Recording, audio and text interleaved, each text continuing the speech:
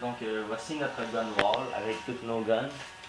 Aujourd'hui je vais faire la review du AK-47 Kraken de Aftermath. Donc celui-là il fait 380 fps avec des points 20 grammes. On l'a acheté sur cablas.ca pour 100$, il était en rabais évidemment, il coûte 200$ d'habitude. C'est un gun assez solide, il y a un chargeur de 300 balles qui vient avec, une batterie 8.4 volts, 1200 mAh que tu rentres dans le stock ici. Puis c'est pas mal tout ce que j'ai à dire là. Il y a une bonne beaucoup de balles par minute, c'est efficace et bon. Bon, la botte plate ici en arrière est faite de métal.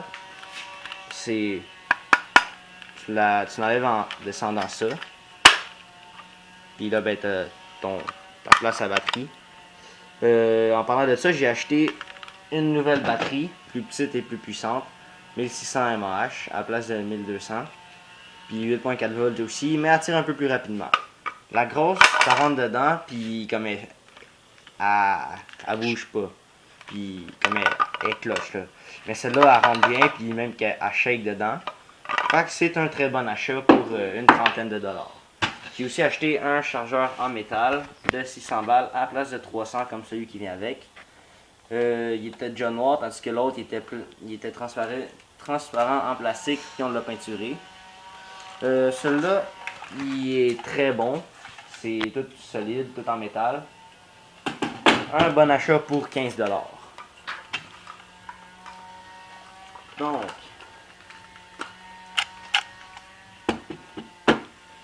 ici, tu as la stock en arrière. Tu mets la batterie dedans, c'est fait en plastique.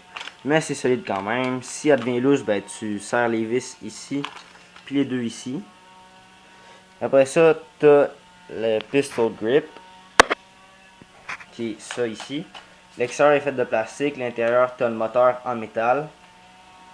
Si tu veux avoir accès à ton moteur, ben, tu dévisses ça ici, puis tu tires. Après ça, tu as le chose en haut, que je sais pas comment ça s'appelle. Pour l'enlever, tu pèses là-dessus, puis tu lèves. Il est fait en métal, en aluminium, c'est quand même léger.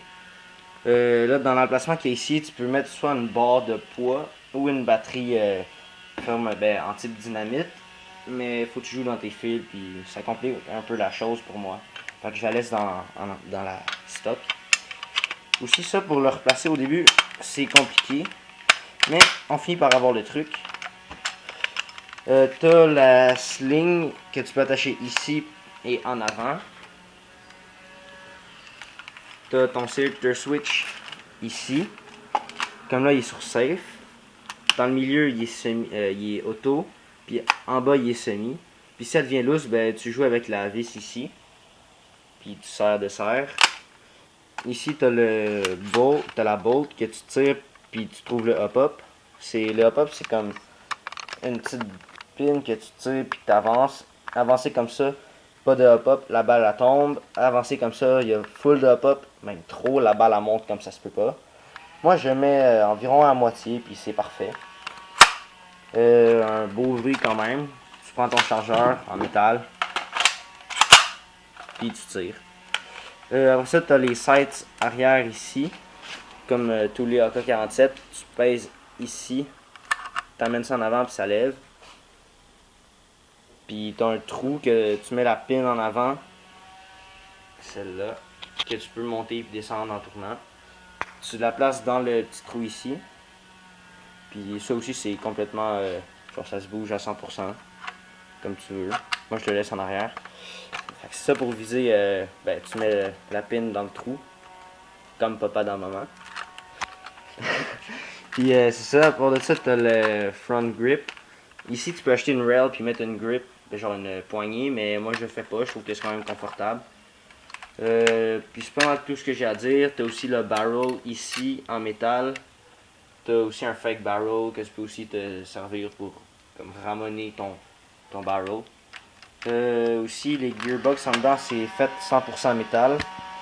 Puis tu as un spring de base que tu peux changer, mais encore une fois, c'est bien du trouble, fait que je le laisse normal.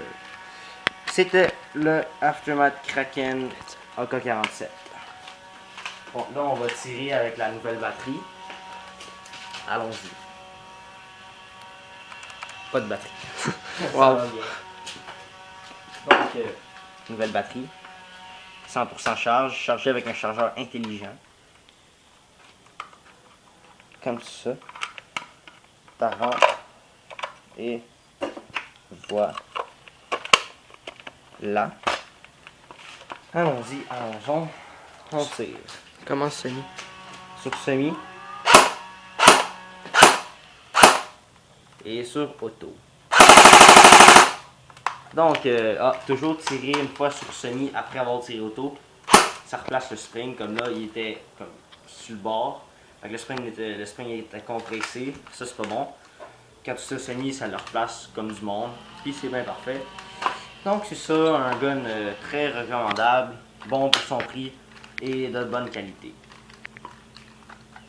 Je suis fier de mon gun.